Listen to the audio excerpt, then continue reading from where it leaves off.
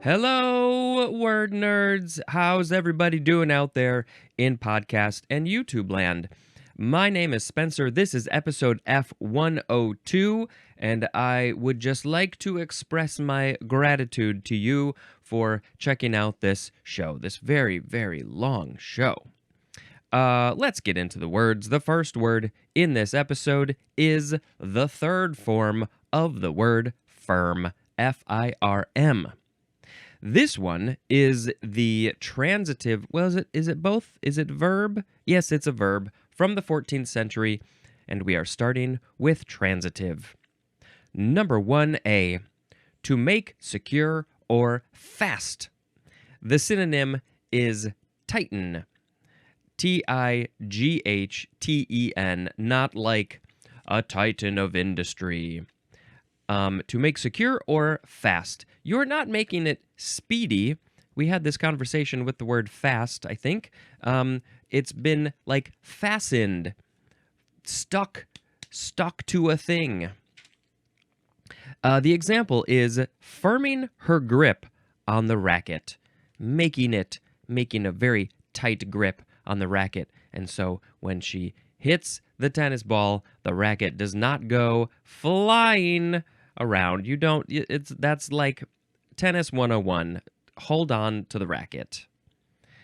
Get a grip on your racket. This is often used with the word up. Firm up. 1B, to make solid or compact, as in firm the soil. Maybe you are building a little pile of soil, and you don't want it to be loose soil. You want it to be firm soil. So you have to smack it with the trowel or the shovel. Number 2, to put into final form. The synonym is settle. As in firm a contract. Also as in firm up plans.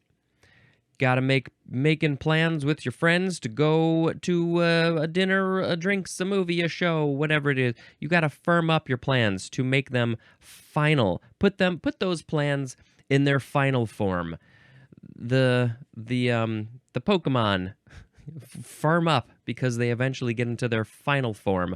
I never did the Pokemon, but I'm aware of sort of how it works. Firm up plans. Firm up a contract. Get it into its final form. I'm saying a bunch of stupid stuff, but let's keep on going. Number 3, to give additional support to. The synonym is strengthen, and this is usually used with the word up again. For some reason, firm and up go hand in hand. Firm up. To give it, so if you're helping somebody out, strengthening them, either maybe physically or metaphorically, if they're trying to carry somebody around for whatever reason, but they can't do it on their own. They need some help. You need to firm up so two people can carry the person. Now we have intransitive. Number 1, to become firm. And the synonym is harden. This is often used with the word up again, like maybe the ceramics are firming up when they are fired in the kiln. Number 2, to recover from a decline. The synonym is improve, as in the market is firming. The market is improving. It's getting better. The economics are coming back because they were declined. That makes everybody happy. Oh, I need to make a sound effect, and I didn't think about this first. Let's see. I'll just do a blue-doo-doo-doop. Now we have the fourth form of firm. Noun from 1744. Number 1, the name or title under which a company transacts business. Oh, you've heard of a law firm. Are there other firms that I can think of? Do dentists have firms? I don't think so. Legal, I think law is the only one that I can think of. Go to their firm. I mean, just business in general. Like, just go to their firm. But it is kind of a funny word when when you've talked about the word firm in all these ways of things being tightened and stuck to the ground and all that. And then you talk about a business, a firm? What does that mean? We'll talk about the etymology soon. Number 2 is a partnership of 2 or more persons that is not recognized as a legal person, distinct from the members composing it. Well, so they do say that a corporation is a person. So that's a context where the people who work there at the corporation are people, and the corporation itself is a people. But here, a firm, it has 2 or more people working there. So those 2 or more people are people. But the firm itself is not recognized as a legal person for some legal reason, I guess. A partnership. So it's not necessarily a business. It's just a partnership that's a firm. Maybe because they did a firm handshake to make it legal, but not a legal person. Okay. Let's see. Number 3, a business unit or enterprise. It's a firm. Now, we got to get into the etymology. This is from the German firma, from Italian, and it means signature. From the Latin firmare, which means to make firm, or confirm.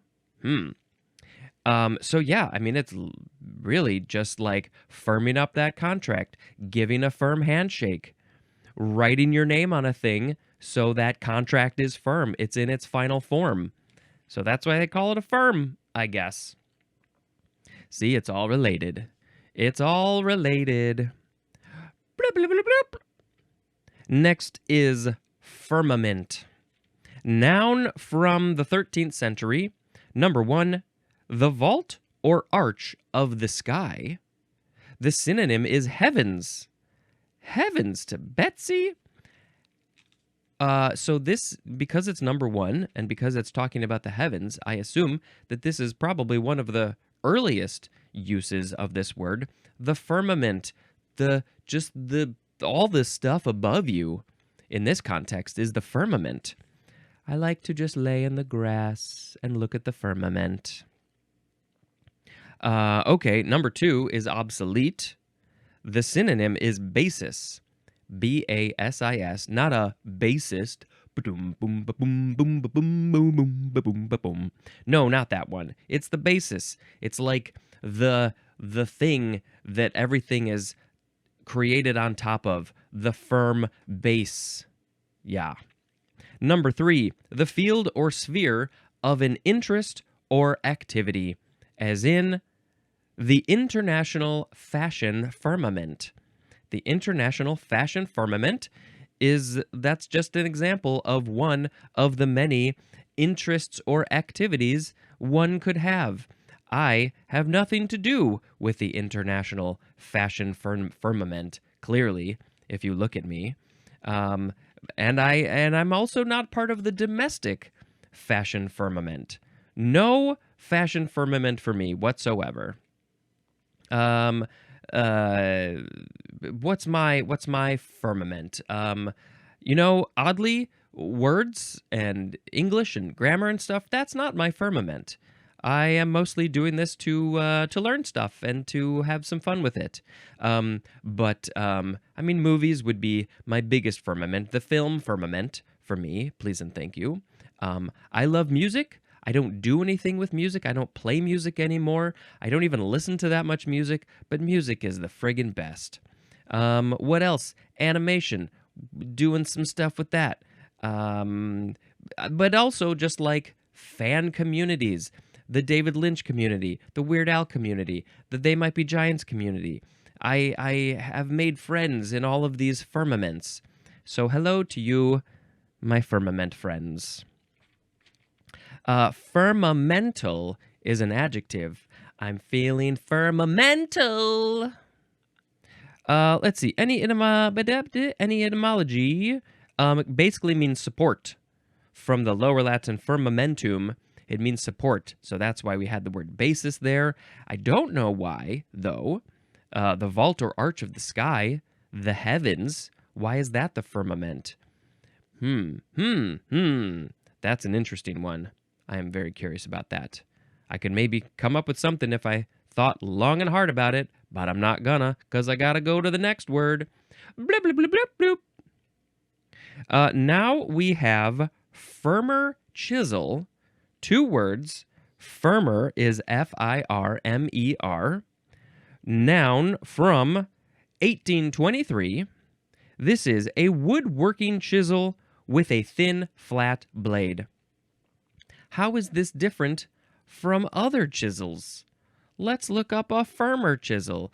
Is it firmer because why? What makes this chisel more firm? There was a thing that popped up that was a firmer chisel versus mortise chisel, bench chisel. What's the difference? The difference between a firmer and mortar chisel is the cutting edge angle, among other details. Yes, so there are definitely different kinds. A firmer chisel is a heavier duty chisel with a thick blade, but not as thick as a mortise chisel. And this one said that it has a thin, flat blade. And so now I am very confused about chisels. But yeah, depending on what sort of woodworking you're doing, you got to have lots of different. You got to have different thicknesses, different widths, different curves and angles, and all of those things. All right, that's a firmer chisel. This is from French, fermoir, which means chisel. From Middle French, formoir, from former, former, which means to form. So you're using the chisel to form the wood. So that's pretty much it. But it's interesting that it seems like firmer and chisel is kind of redundant, because it seems like firmer basically came from the French word that means chisel, and that word came from the word to form. So you're using a chisel to form a thing, but now you're just calling it chisel, like chai tea or fava bean. Bloop, bloop, bloop, bloop, bloop. Next is firmware. Noun from 1967. This is computer programs contained permanently in a hardware device. An example of this is a read-only memory. So let's see. You've got software, firmware, and hardware. And I couldn't really give you a better definition of firmware other than it's not exactly the software. It's not a program that's soft. Why is it soft? Because you can change it, you can edit it, you can make changes to this program to make it better and newer. And then there's hardware, which is the physical thing, and you can't change it because it's physical, so it's hard. But then there's firmware. It's not really soft, and it's not really hard. It's just firm, right there in the middle. It's kind of squishy, like peanut butter. Computer programs contained permanently in a hardware device. So, trying to think of examples as I itch my arm. Everything seems to have a firmware in it, and let's look up examples of firmware, because I know that I could think of many examples, but I just can't at the moment. Let's see, computers. Firmware is used in the BIOS system, to initialize hardware and load the operating system. Mobile devices, smartphones, tablets, and laptops use firmware to allow the hardware to work with different software. Right, so it's like the intermediary thing that the hardware just has. It's a thing for the hardware to allow the software to run or to do things on the operating system of the computer or the phone. Cars! Many modern cars have computers that use firmware to perform critical tasks, and these firmwares need to be updated regularly to make things good. Home appliances are so smart these days, they have firmware. Smart cards, network devices, smart devices. Yeah, pretty much everything has firmware these days. I don't have firmware. I never got it installed. And I think I need some firmware. Bleep, bleep, bleep, bleep. Next, we have firn, F-I-R-N, noun from 1853. The synonym, I need to look up how to pronounce this one. It is neve, neve. It is N-E-V-E, and there are accents on the E's, both of them. It's the acute accent that goes bloop down on the left and up on the right. And we need to learn it's neve. Neve. Okay. Well, I don't know what it is, but I looked up how to pronounce it, and that is a very important step to learning. Oh, this is German from Old High German Firni, which means old. Ooh, it means old. Fern. That doesn't help me at all. I am still baffled. Bloop, bloop, bloop, bloop, bloop. Now we have the first form of the word first. The first of the first. Adjective from before the 12th century. This is preceding all others in time, order, or importance, as subdefinition number 1. The first subdefinition, A. The synonym is just the earliest thing. The first thing. The earliest humans. They were the first. B. Being the lowest forward gear or speed of a motor vehicle. You are usually starting your motor vehicle in first gear, whether it's a manual or an automatic. I never learned how to drive the manual, so I didn't have to deal with the first gear and the second gear and all those gears. But somebody did say that if you do it just right, you can start your car, start driving in second gear. I don't know if it's a very good idea, but you just skip right over first. C. Having the highest or most prominent part among a group of similar voices or instruments, as in first violins, the most important of the violins. Everybody else, you're so unimportant. We don't care about you. We just want the first violins. No, that's ridiculous. You need everybody. Everybody is equally important, but the first violins are playing the highest, maybe in pitch, the highest part, or the most prominent part, the part that is maybe more of the melody that you're going to hear more, but the other ones are there to support them, and it's all very important. First chair, that's another term in this sort of orchestra band music world. So if you've got 10 people who are all playing trumpet, somebody's got to be first chair. They could be sort of the leader of the trumpets, or maybe there are slightly different parts for all the trumpets, and so maybe them in the second chair are going to get one part, and the other people are going to play another part. I played saxophone. I played the baritone saxophone, and there were not a lot of us, and so in one band there was usually just one, so I was always the first. Oh, that felt so good. First chair. Okay, what else about first? The etymology says this is from Old English, fyrst, with a Y instead of an I, akin to the Old High German furist, which means first, from Old English faran, which means to go. And there's more at the word fare, F-A-R-E. That's an interesting one. To go? I guess if you're the first to go, you're just go. You went, and so you're the first? I don't know, it's a little weird. First, okay. The second form of first is an adverb from before the 12th century. Number 1A. Before another in time, space, or importance. It's the adverb, so it's being done in a first way before another. You're the first. Let's see. I'm just look for something. My sister is the firstborn. Oh, we're gonna see that later. No, but we'll skip it. We'll hold on to that. Back to the second form of first, the adverb. We've got be, 1B, in the first place. That's the definition. This is often used with the words of all. First of all, I would like to say that you are fantastic. Second of all, I would like to say hello in the first place. The first thing I got to say. 1C. For the first time, first. 2. In preference to something else, the synonym is sooner. Sooner in preference to something else.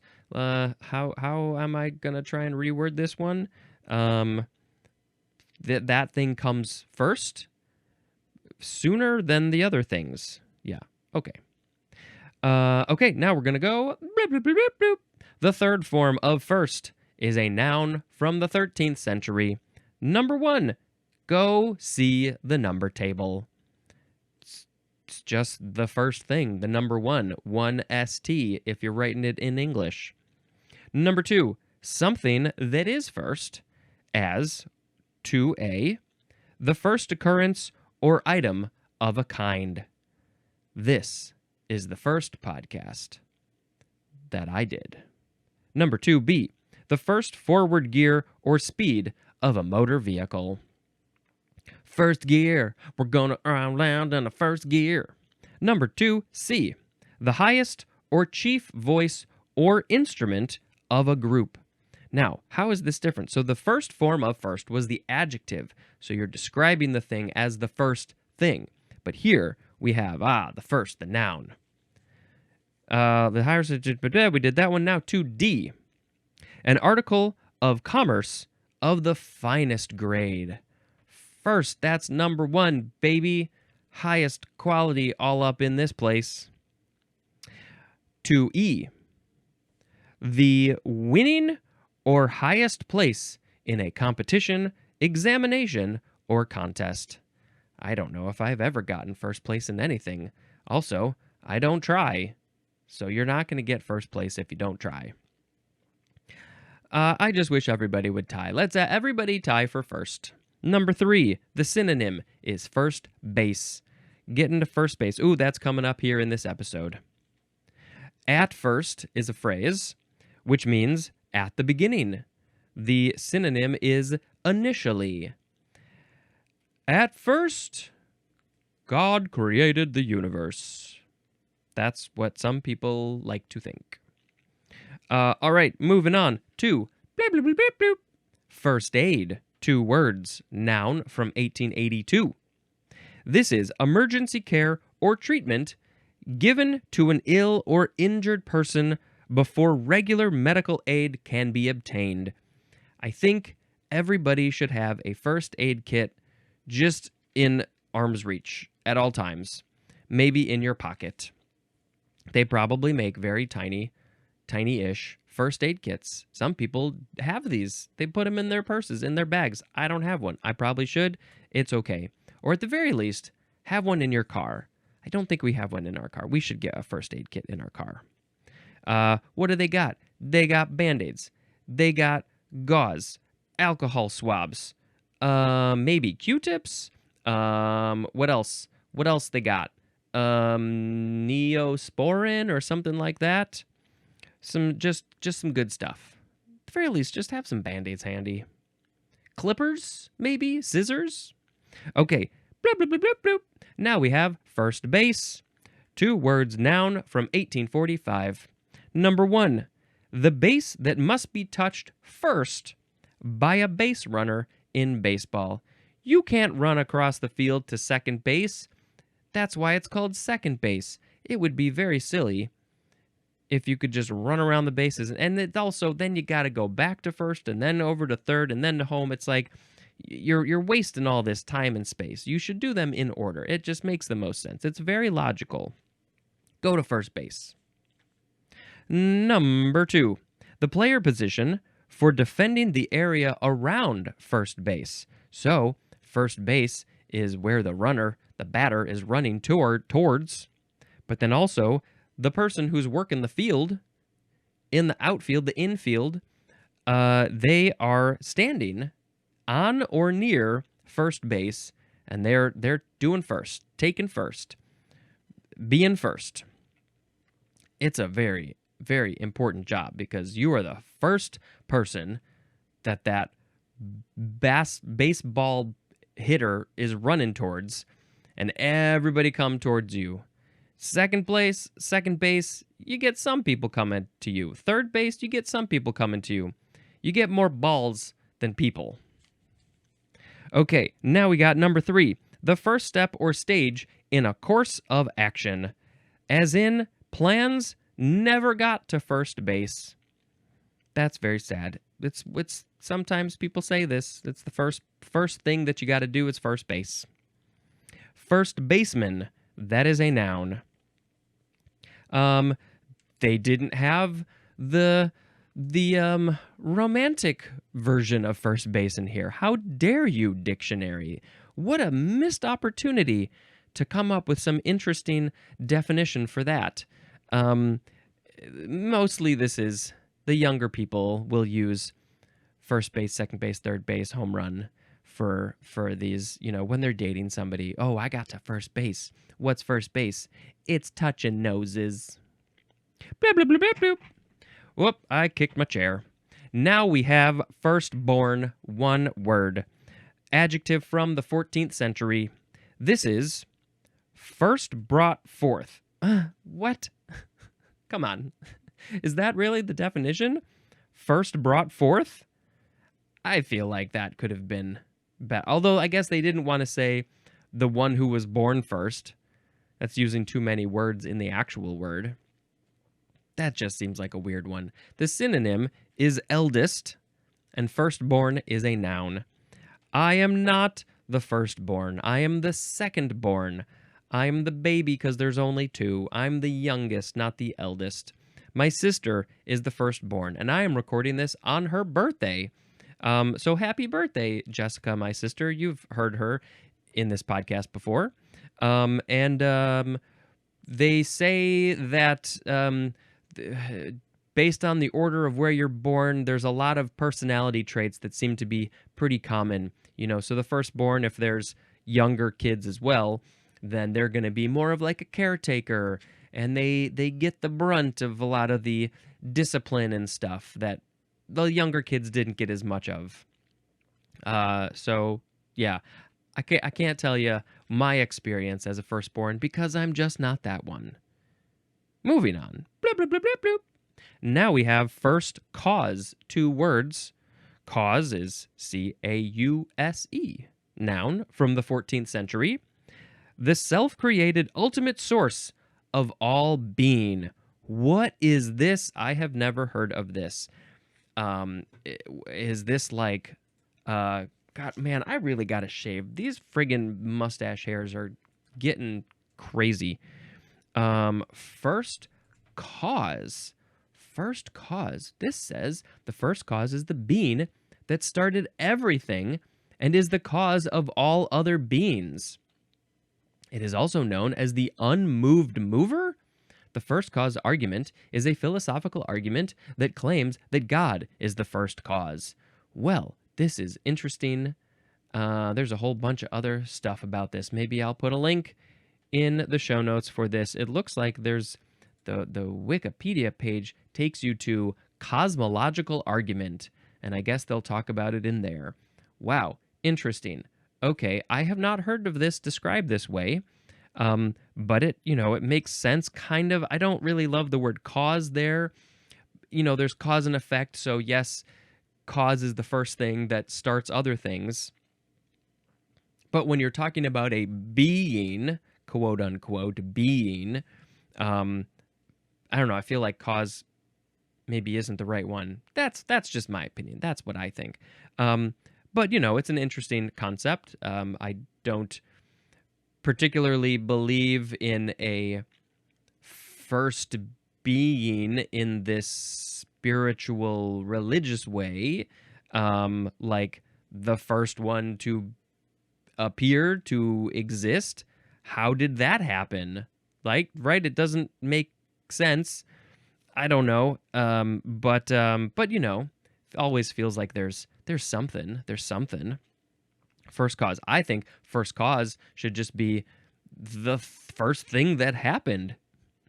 As far as we know, the Big Bang was the first cause that caused everything else to happen after that. We should change the definition. Okay, last word, The very last one in this episode, it's first class, 2 words with a hyphen. Adjective from circa 1838. Number 1, of or relating to first class, which will be at the beginning of the next episode. Number 2, of the highest quality, as in a first class meal. Ooh, that meal was so tasty. It got all my taste buds going. My taste buds were like, whoa, that's so great. I love this. It's amazing. Give me more of that. First class is also an adverb. It is now time to pick a word of the episode. Everybody, here we go. Let's do it. We had firm, firmament, firmer chisel, firmware, fern, first, first aid, first base, firstborn, first cause, and first class. Let's pick first aid as the word of the episode. Where's my first aid kit? I injured my finger. I need a first aid kit. Fantastic. Wonderful. Here we go and let's talk about a movie. What do we got? We got The Last Showgirl. We actually saw this maybe like a couple days before it officially came out in theaters. They were doing a special pre-screening, which included a live streaming Q&A with Jamie Lee Curtis, who I didn't even realize was in it, and of course, why do I blank on people's names in the moment I need to know their names? Let's think before we search. What happened? Barbed wire and what? Why can't I? My brain is really getting bad. Pamela Anderson, of course. Come on, Spencer. Don't be an idiot. It's very good, and she does a fantastic job acting. And during the Q&A, she said this was the first good script she had ever read in her life, and she's been in this business for a long time. And so I think that we're going to see a lot more of Pamela Anderson doing some serious acting in the future. They shot this on 16 millimeter film. Not even 35. And in like 18 days, I think. It's very good. And it's you know, there's been a number of movies recently about women getting older and dealing with that in life in various ways. And it's been really great to see these. So The Substance was another one. And I feel like there's another one that I'm blanking on. But anyway, it's worth a watch, The Last Showgirl. That is going to be it for this episode. Thank you for checking out this show. Please go ahead, share it, subscribe, download, do all those things. You can rate it and review it on Apple Podcasts. You can email me, dictionarypod@gmail.com. Leave a voicemail at the Google Voice number 917-727-5757. Buy some merchandise. The link is in the show notes. All this is in the show notes. Find me on social media. I should probably post some more. That's it. Thank you. This has been Spencer dispensing information. Goodbye.